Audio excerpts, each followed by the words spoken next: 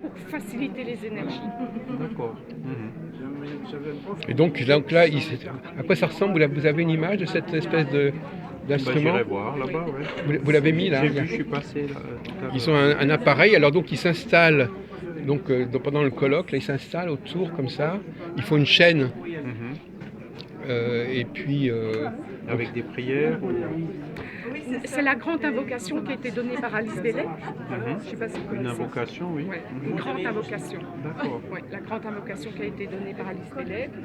Et à ce moment-là, on la récite tous ensemble. Et donc, on invoque la hiérarchie des maîtres de sagesse à partir de ils ça. se tiennent par la main plus ou moins. Enfin, il y a une espèce de Alors, il y a sorte un de fil, chaîne. c'est un Un fil, voilà, il y a un fil fil carrément. d'argent. Il y a D'accord. carrément un fil qui sort de l'appareil. Du tétraèdre, c'est Oui. ça? Oui. D'accord. Et donc, on tient ce fil. Mhm. Et puis, voilà, ça aide vraiment sur le plan énergétique. D'accord. Alors pour revenir à la question de la prévision, donc vous n'êtes pas pour les prévisions quelque part. Enfin, vous êtes c'est la transition. Enfin, on va parler un petit peu parce que c'est quand même un domaine que vous avez en commun, cette question de comment on balise le futur. Je crois que vous n'avez pas du tout la même démarche, mais Ben nous, c'est clair que les esprits élevés, eux, ils peuvent voir, ils ont une vision beaucoup plus large que nous, et en fonction d'une situation présente, ils peuvent très bien prévoir ce qui va se passer voilà, c'est ça, comme tous les esprits. dans l'avenir, hein, c'est Oui. la précognition. Après, ça peut des fois être transmis par l'intermédiaire je dirais, aux personnes concernées. Mais c'est ça, c'était pas une prévision collective, c'est pas une prévision mondiale, c'est pas une prévision pour l'humanité, c'est une Ça peut prévision. être soit global, soit individuel. Alors qu'est-ce qu'il y a eu comme prévision globale, Monsieur Kempf? Eh ben, c'est ce que je vous ai expliqué hier, notamment cette période de transition que notre planète traverse en ce moment, hein, que Kardec dit passer d'un monde d'expiation et d'épreuve vers un monde de régénération. Donc aujourd'hui c'est le mal qui domine sur le bien sur la Terre, et puis demain ce sera plus équilibré. Et ça dépend un peu des humains, est-ce est-ce que ça dépend? Parce que c'est un peu ça, vous y retrouvez un petit peu dans ce discours. Si vous voulez, on dit toujours, si vous voulez changer le monde, commencez par vous changer vous-même. Donc quand les habitants de la Terre individuellement deviendront meilleurs, forcément la société et la Terre entière deviendra meilleure. Et après vous avez aussi le phénomène des transmigrations, comme je vous ai expliqué. Oui. Donc des esprits qui viennent d'un monde plus élevé vers la Terre. Et puis les esprits qui sont encore un peu en retard ici sur la Terre vont aussi dans une autre planète, comme était la Terre il y a quelques millénaires. Voilà. Qu'est-ce que vous pensez de cette histoire Vous pensez qu'il y a plusieurs planètes qui peuvent nous intéresser, nous accueillir? Alors il y en a qui parlent de l'ère du Verseau, les autres ils parlent beaucoup. Alors eux, ils parlent beaucoup de l'ère du Verseau. Dans beaucoup de mouvements spiritualistes, il y a cette notion de transition en ce moment. Oui. Et donc dans la philosophie spirite, il y a ça aussi. Je pense que tous les enseignements disent la même chose. En fait, il y a un changement énergétique et que dans ce changement énergétique, il y a des gens qui vont décrocher, qui vont résister et donc qui seront en harmonie ou pas. Et d'autres qui vont répondre à ces nouvelles énergies. Mais au final, on n'a pas d'autre solution que de répondre favorablement, parce que sinon, on va vraiment... On décroche et puis on se retrouve relégué. Oui, et puis on va souffrir. Voilà. Mais vous avez comme tout un scénario de comment les choses vont se passer quand même. Il va y avoir la présence d'un être particulier qui va rayonner sur toute la planète et on ne sait pas très bien quand, on l'attend, c'est ça. C'est ça qu'ils appellent Maitreya. D'accord. Donc, par contre, vous n'avez pas un personnage que vous attendez spécialement, il n'y a pas un messie qui vient. Si vous voulez, tous ces esprits évolués, donc les purs esprits dont on parlait à l'instant, font partie de la même équipe. Des esprits comme celui de Jésus, comme celui de Gandhi, des plus récents, font partie, je dirais, d'une même équipe qui viennent se réincarner ici ou là en fonction des besoins pour une mission, pour nous aider, pour nous montrer un chemin, pour nous laisser un enseignement. Et donc ça, entre eux, ils sont bien sûr extrêmement bien coordonnés, beaucoup mieux que nous ici sur la Terre. Et donc ce que l'un dit, l'autre dit, ça va être un peu différent suivant la langue, suivant la culture locale des pays et tout. Ils vont adapter la forme, mais le fond du message, c'est le même. Depuis Moïse, depuis Jésus, depuis même Mahomet, partout, les Védas, vous retrouverez les lois éthiques et morales de base fondamentales sont communes à toutes les religions, à 90-95%. Vous voulez ajouter quelque chose Non, je suis complètement d'accord. Mais est-ce que vous pouvez expliquer la notion d'adombré, c'est ça, vous parlez de ça? Ah oui, Est-ce que c'est une notion que vous comprenez? Parce que c'est Non, une technique particulière. Il faut savoir si ça vous parle. Alors c'est quoi? Expliquez-moi. c'est adombré, c'est le fait qu'un être, on va dire, suffisamment avancé sur le chemin d'évolution puisse recevoir les énergies de quelqu'un plus élevé que lui, mais en étant investi de son énergie, mais toujours en étant d'accord. Parce que vous êtes d'accord que des fois, il y a des personnes qui sont en correspondance avec quelqu'un sans pouvoir l'identifier. Oui. Donc ça, en général, ça se passe sur le plan astral. Alors que là, c'est sur le plan, l'adombrement, c'est sur le plan du mental supérieur. Il y a très peu de personnes qui ont cette faculté. Krishnamurti, par exemple, pouvait le faire. Benjamin Crème, et voilà. Krishnamurti, il s'appelait aussi Maitreya. Enfin, je crois qu'on l'avait attendait comme Maitreya, je ne sais pas très bien. Alors c'est lui qui, au début, effectivement... Avec Alice Bailey, etc. Voilà, il pouvait, effectivement, la société théosophique attendait l'avènement de Maitreya et il pensait que Krishnamurti pouvait être cet individu. Après, Krishnamurti a beaucoup souffert physiquement de cet encombrement et ça n'a pas été possible. Ah oui. De le faire, parce que d'ailleurs à certains moments, certaines personnes qui participaient à ces conférences disaient vraiment qu'énergétiquement c'était plus la même personne. D'accord. Et alors qu'est-ce que vous pensez, chère madame, de cette mouvance du spiritisme est-ce que c'est compatible ou qu'est-ce que vous en pensez? Vous savez qu'ils sont très développés notamment au Brésil. Oui. Parce que le message d'Allan Kardec a été très fortement reçu au Brésil. Quel est votre sentiment par rapport à... Est-ce que c'est quelque chose qui vous est étranger, quelque chose qui se rapproche? Moi, je parlais comme ça, très sincèrement. Non, je pense qu'effectivement, le spiritisme prouve une... Vous ne me filmez pas. Non, vous ne filmez pas. Prouver qu'il y a une vie après la mort. Oui. Et ça, c'est important. Oui. Voilà, parce que ça change complètement la manière de vivre sa vie à partir du moment où on sait qu'il y a une vie après la mort. Donc ça se rejoint. C'est une philosophie spiritualiste Oui. par opposition au matérialisme. Donc Voilà. les gens qui pensent qu'il n'y a rien d'autre que des cellules ou des molécules dans Les gens de votre groupe, ils croient tous à une vie après la mort. Oui, ah oui. Enfin, c'est plus ou moins C'est courant. une philosophie spiritualiste aussi. Voilà. Et c'est en ça Oui. qu'on se rejoint, y compris avec les religions traditionnelles qui sont toutes spiritualistes. Voilà. Oui, absolument, parce qu'à partir du moment où il y a une vie après la mort, après il y a plusieurs manières de voir cette vie après la mort. Nous, en l'occurrence, on pense qu'il existe une réincarnation et que c'est au fil de ces incarnations qu'on arrive à un moment donné à devenir parfait et qu'on sort du cycle humain. C'est un peu comme dans le bouddhisme, un peu. On se rejoint, c'est-à-dire le spiritisme c'est pareil, la réincarnation, tous les esprits évoluent au fil de ces réincarnations pour approcher effectivement la perfection. C'est Voilà. ça. Et puis les esprits évolués, comme Jésus ou Gandhi ou Bouddha, comme on citait tout à l'heure, ils sont passés comme nous par les phases, voilà, ils ont été peut-être créés un peu avant nous, ils ont eu le temps d'évoluer un peu plus, et nous un jour on va y arriver, ça peut être dans très longtemps mais on va y arriver.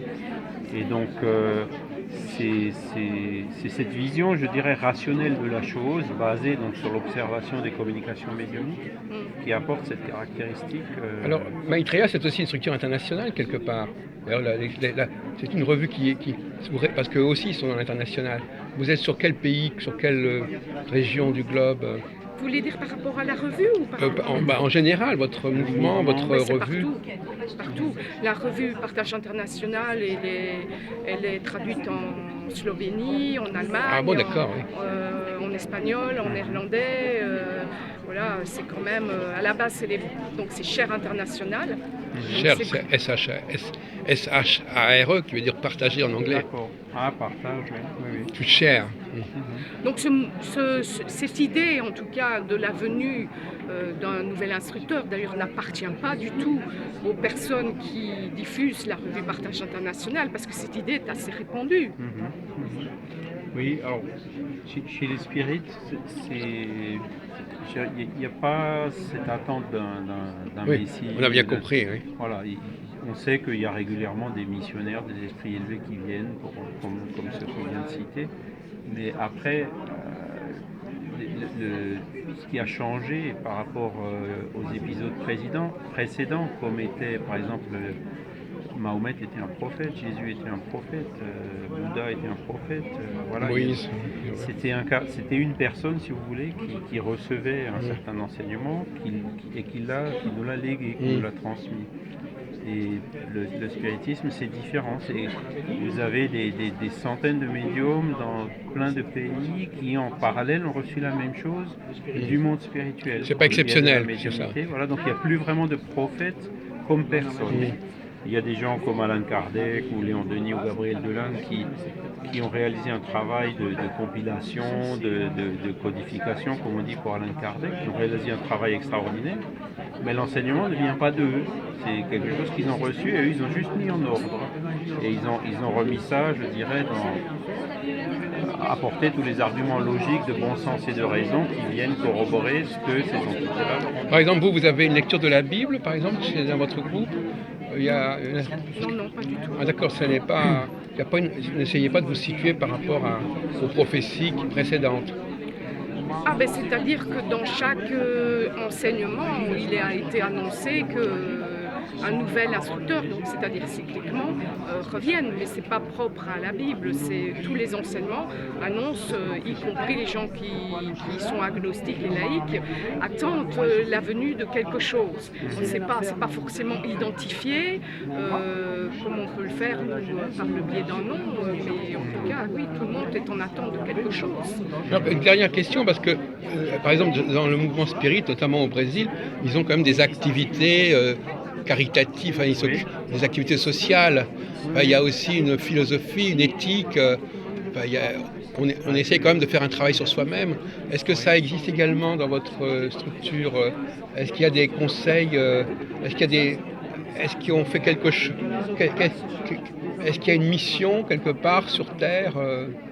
Une mission d'aide? Oui, alors c'est la méditation de transmission, justement. Ah, d'accord. Cette méditation de transmission qui est un acte de service. C'est-à-dire que c'est le plus grand service qu'on puisse rendre à l'humanité à l'heure actuelle, puisque en pratiquant cette forme de méditation, on sert le plan d'évolution de la planète, et puisque l'énergie passe à travers nos chakras, forcément, par déduction, ça nous aide aussi, mais c'est pas l'objectif. L'objectif, c'est une action de service. Donc ça, à l'heure actuelle, oui, partout dans le monde, il y a des centaines et centaines de groupes qui pratiquent cette forme de méditation. Ah, d'accord. Donc ce tétraèdre, on l'utilise pas spécialement une fois par an. Tous les groupes ont censé avoir ce tétraèdre et faire ce travail. Donc ils ne vont pas agir directement sur les personnes, mais ils vont le faire en passant par cet instrument, cet outil. Alors l'instrument n'est pas indispensable parce qu'on a des groupes de méditation de transmission sans ça. Ah oui.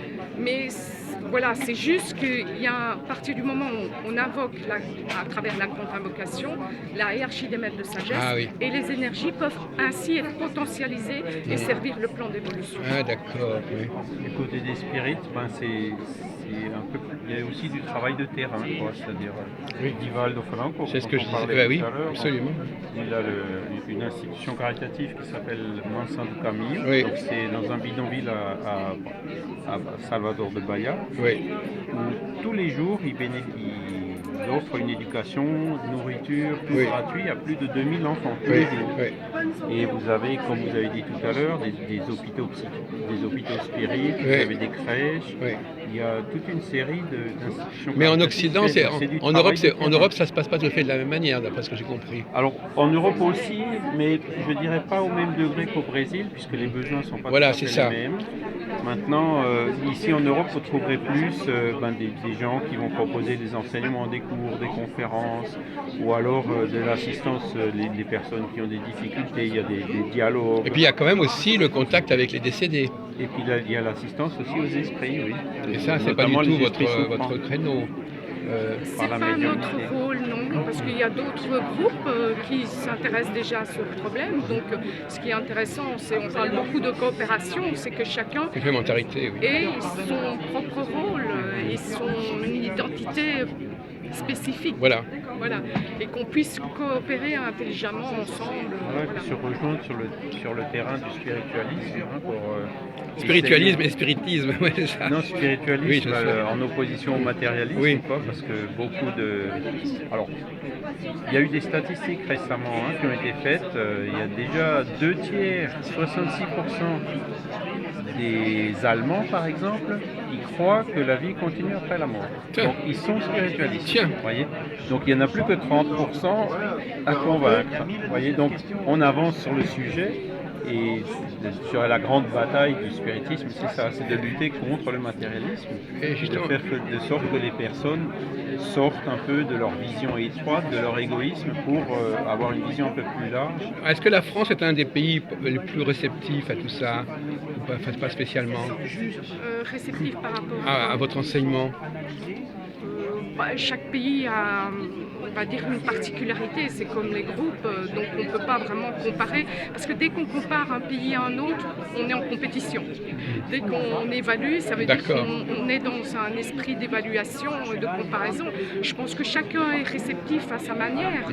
Après, la France a quand même un esprit scientifique et je pense qu'elle va pouvoir, à un moment donné, démontrer qu'il existe vraiment de manière objective une vie après la mort. On y Mais ça, arrive je pense qu'ils sont d'accord là-dessus. Oui. Et notamment donc, dans la médecine, où on fait chaque année notre congrès de médecine et spiritualité, où vous avez des médecins qui viennent et qui démontrent maintenant par des analyses statistiques publiées dans les fameuses revues médicales que l'association de la médecine allopathique avec un traitement spirituel, pour certaines pathologies, présente des résultats qui sont 2 fois meilleurs que la moyenne. Parce qu'il y a aussi Et des donc- personnes dont la pathologie, c'est justement d'être plus ou moins obsédé par des forces. Des maladies dont l'origine, effectivement, dont l'étiologie dans le monde physique est très peu connue et qui a plutôt une origine dans le monde spirituel. Et donc ça, forcément, le médecin matérialiste, il aura du mal à faire face à ces choses-là, alors que le médecin spiritualiste, lui, il aura des moyens d'action supplémentaires. Donc votre revue, c'est la revue Spirit. Oui. Elle existe depuis longtemps, cette revue. Depuis 1858. Oui. Et vous, c'est la revue Partage International. C'est ça. Donc c'est... voilà, donc regardez, vous l'avez là, c'est une belle revue, la revue Spirit. On a réimprimé le premier numéro. Ah oui, c'est vrai. 1858, Oui. la première année. Voilà. Et vous, alors ça se situe comment dans le temps, vous, votre apparition? Alors la date exacte, je pense que c'est 1974 que la revue Partage Cher International a commencé. Mais en tout cas, c'est sûr que c'est des années 70, mais je pense que c'est 74. Donc ça fait quand même, oui, Une cinquantaine. 75 ans quand même. Ouais, ça, Ouais. 45 ans, 45 ans. ouais, ça fait D'accord. 65. Eh bien, écoutez, je vous remercie de cette contact. Moi, je trouve que c'est pas mal que dans les salons, il y ait des contacts comme ça. Et merci d'être venu à ce stand de la revue Spirit. Merci beaucoup, madame. Enchanté d'avoir fait votre connaissance.